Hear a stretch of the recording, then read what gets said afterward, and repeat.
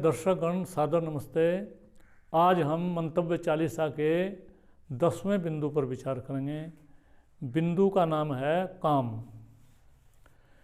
आपको बताया था कि इस जीवन के 4 प्रयोजन हैं: धर्म, अर्थ, काम, मोक्ष। मोक्ष के संबंध में पहले बता दिया, धर्म और अर्थ के संबंध में बता दिया। काम आया आज। काम,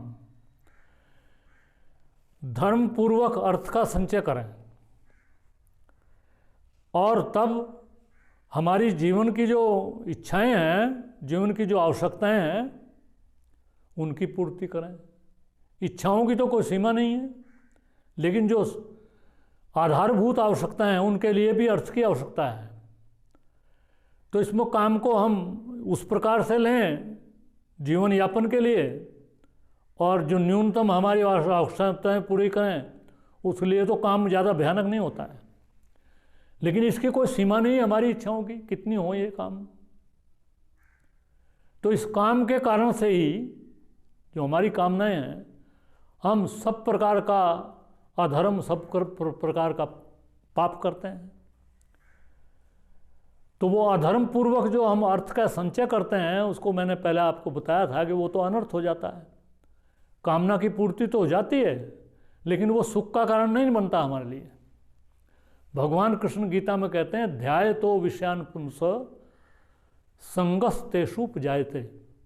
विषयों का ध्यान करने से उन विषयों में आसक्ति हो जाती है। संगात संजायते काम, और आसक्ति होने से उनके भोगने की इच्छा हो जाती है। किसी चीज़ के संबंध में हमें पता चलता है, जो अब नए नए आविष्कार हो रहे हैं, पहले नहीं थे वो, पहले टेलीफोन ही नहीं था, अब मोबाइल आ गए, मोबाइल भी नए नए तरह के आ गए। नई से नई जो खोज होती है, उसको स्वाभाविक तौर पर लोगों की इच्छा होती है उसको भोगने की, उसको प्राप्त करने की। जब उसके बारे में सुनते हैं कि ऐसा ऐसा है, तो संगात संजायते काम है, कामात क्रोधो भी जायते। क्रोध, काम से क्रोध पैदा हो जाता है, और क्रोधात बहुत ही सम्मोह, क्रोध से मूढ़ भाव पैदा हो जाता है। सम्मोहात स्मृति विभ्रम, सम्मोह से याद ही नहीं रहता है तेरा बेटा है, बाप है, कौन है, क्रोध आ जाता है, और उससे सब कुछ नष्ट हो जाता है। तो ये काम जो है, काम, इसको अच्छा बुरा दोनों प्रकार से हम समझ सकते हैं।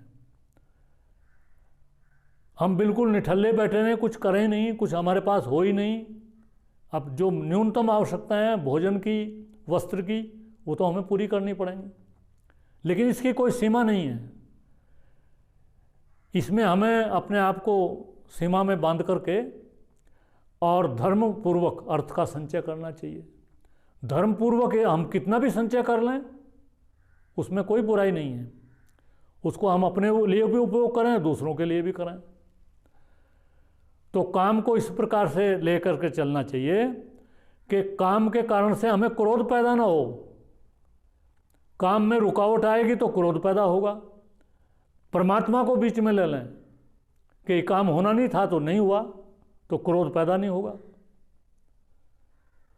और यदि काम की हमारी पूर्ति हो जाए तो एक और विकार आ जाता है, फिर लोभ आ जाता है। जो हम चाहते हैं वो चीज़ हमें प्राप्त हो जाए तो फिर हम, प्राप्ति तो समाप्ति, जो हमें प्राप्त हो गया वो जीरो हो गया हमारे लिए। अब वो अगली देख लेंगे हम। अब लाख रुपए मिल गए हमें, अब करोड़ रुपए चाहिए हमें।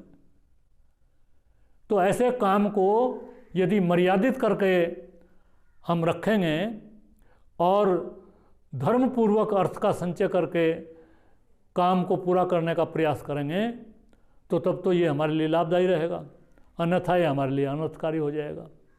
तो इस प्रकार से इस काम भी ये हमारा प्रयोजन है। आत्मा शरीर में आती है तो धर्मपूर्वक अर्थ का संचय करें और फिर अपनी कामनाओं को पूरा करें। ऐसे करके परमात्मा को बीच में लेकर के हम फिर चौथा जो प्रयोजन जीवन का है, मुक्ति, उसको प्राप्त कर लेते हैं, जिसकी पिछले बिंदु में चर्चा की थी। इस प्रकार से काम के संबंध में इतने बताना पर्याप्त है। ओम शम नमस्ते।